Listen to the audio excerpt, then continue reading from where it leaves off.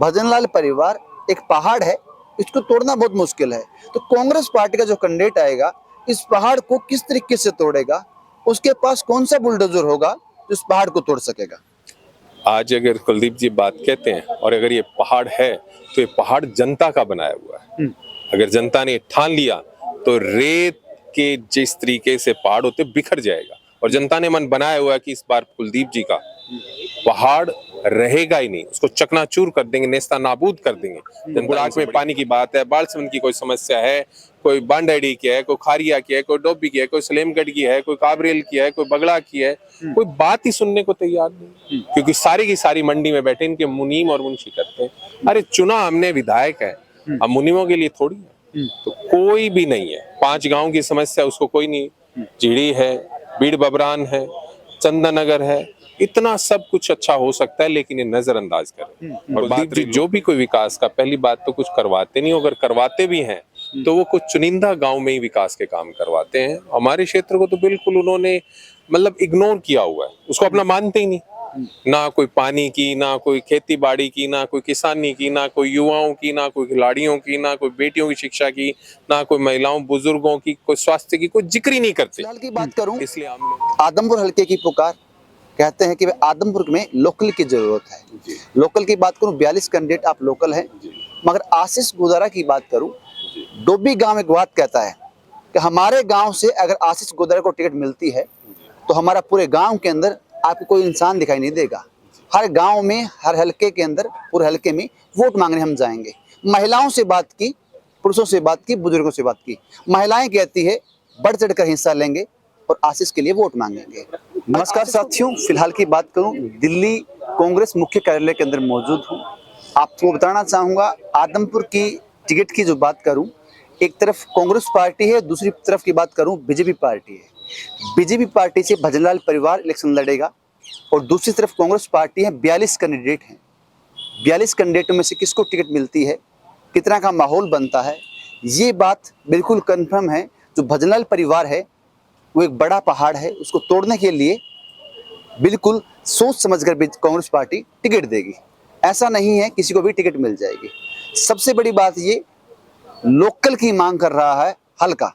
हल्का आदमपुर कहता है लोकल कोई आए तो अच्छा माहौल बन सकता है, सीट निकल भी सकती है। और हमारे साथ मौजूद है फिलहाल मौके के जिला पार्षद हैं, पूरे गांव का साथ है, अच्छी कैंपेनिंग है। तो हमारे साथ मौजूद है आशीष कुकी उर्फ गोदारा। आशीष भाई साहब नमस्कार। नमस्कार। क्या माहौल है? बहुत ही बढ़िया माहौल है। आदमपुर हल्के की बात करूं, आपकी टीम जबरदस्त मेहनत कर रही है। जिस गांव में जाऊं वहीं दिखती है कि भाई अच्छी खासी टीम घूम रही है आपकी। मगर दिल्ली की बात करूं, दिल्ली के अंदर आप 42 कैंडिडेट पहुंच चुके हैं, किसकी कितनी की पकड़ बन पाई? आशीष कुकी की बात करूं, कितनी पकड़ बनी दिल्ली के अंदर?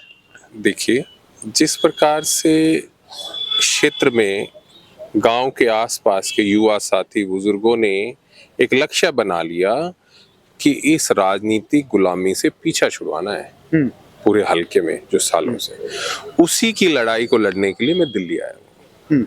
और मेरी भी ये कोशिश और प्रयास है कि कांग्रेस पार्टी हमारे को लोकल कैंडिडेट जितने भी हम लोग हैं सब बढ़िया है, किसी को मौका दे ताकि इस लड़ाई को अच्छे तरीके से लड़ा जा सके। तो उसकी पैरवी करने के लिए आए हुए हैं यहाँ दिल्ली में।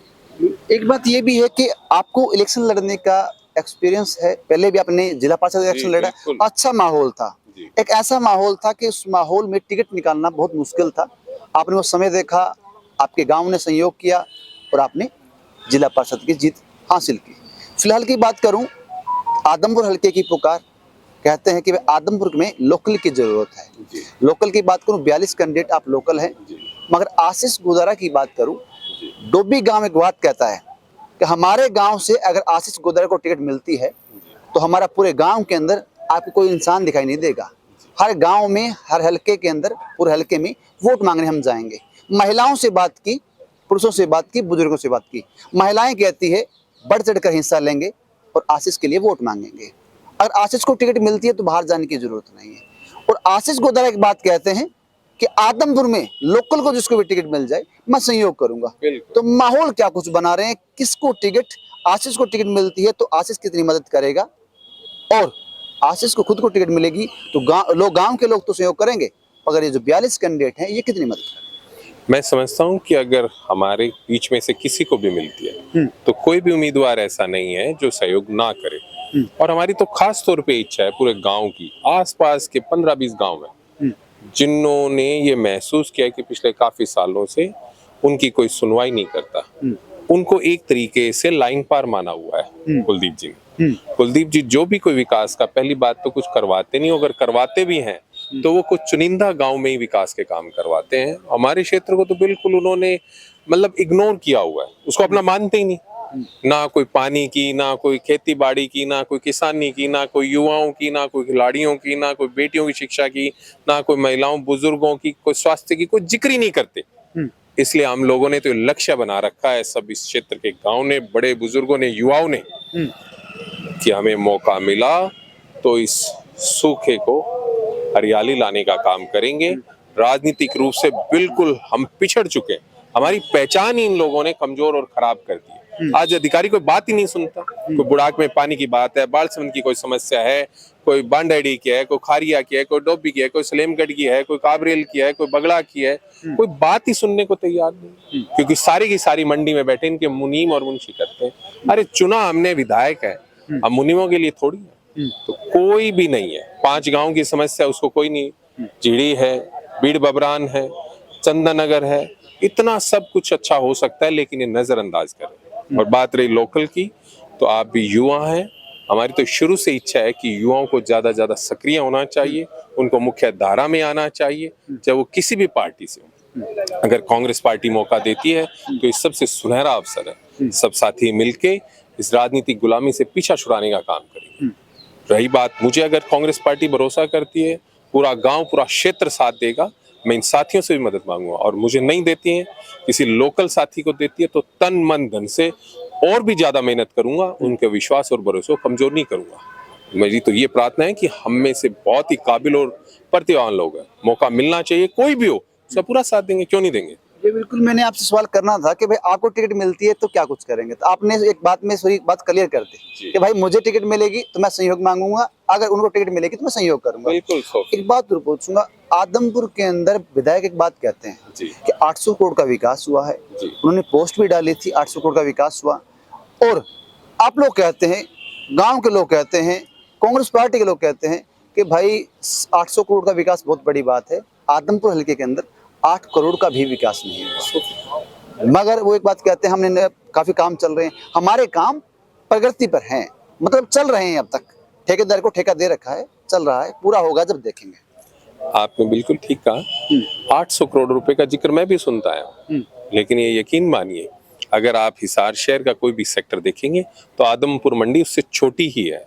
अगर विकास के काम अगर ढंग से हो तो मैं समझता हूं कि 20, 25, 30 करोड़ रुपए में भी आदमपुर मंडी का नक्शा बदल सकता है। और 800 करोड़ रुपए का अगर सही मायने में देखें, अगर उसको गांव वाइज भी बांटा जाए तो बहुत खूबसूरत तरीके से इसका विकास हो सकता था।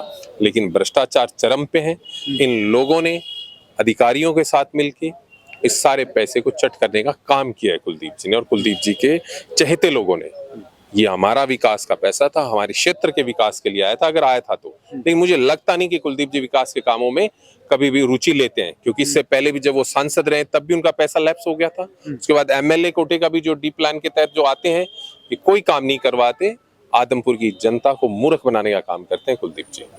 बिल्कुल। एक सवाल और रहेगा कि आप एक बात कहते हैं कि भाई आदमपुर के अंदर विकास नहीं हुआ, कुलदीप जी ने विकास नहीं किया, मगर कुलदीप जी एक बात कहते हैं, लोग एक बात कहते हैं कि कुलदीप बिश्नोई, भजनलाल परिवार एक पहाड़ है, इसको तोड़ना बहुत मुश्किल है। तो कांग्रेस पार्टी का जो कैंडिडेट आएगा, इस पहाड़ को किस तरीके से तोड़ेगा, उसके पास कौन सा बुलडोजर होगा जो इस पहाड़ को तोड़ सकेगा। आज अगर कुलदीप जी बात कहते हैं और अगर ये पहाड़ है तो ये पहाड़ जनता का बनाया हुआ है। अगर जनता ने ठान लिया तो रेत के जिस तरीके से पहाड़ होते बिखर जाएगा, और जनता ने मन बनाया हुआ है कि इस बार कुलदीप जी का पहाड़ रहेगा ही नहीं, उसको चकनाचूर कर देंगे, नेस्ता नाबूद कर देंगे। जनता इनसे बड़ी भारी परेशान है, इनसे दुखी है, इनके झूठे वादों से परेशान हो चुके हैं। युवाओं को रोजगार नहीं है, बेटियों की शिक्षा के लिए कोई उचित व्यवस्था नहीं है, बुजुर्गों को अगर कोई इलाज करवाना हो तो महंगे महंगे इलाज करवाने प्राइवेट हॉस्पिटल्स में जाना पड़ता है। सर कुछ भी नहीं किया इन्होंने, किसानों की कोई बात नहीं उठाते, किसानों को अपने पांव के तले दबाने की कोशिश की भाजपा सरकार ने, उसने इन्होंने उनका साथ दिया। जो कि गलत है। किसानों की आवाज को दबाना बहुत बड़ा पाप और अपराध है, जो इस बार किसान दिखा देंगे। युवा जो बेरोजगार हैं वो एहसास करवा देंगे।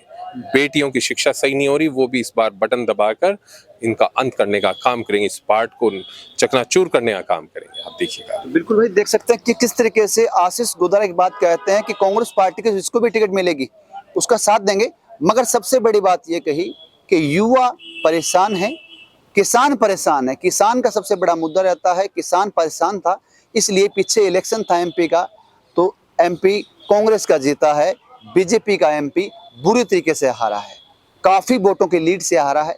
अब की बार देखते हैं, फिलहाल टिकटों की मारामारी चल रही है।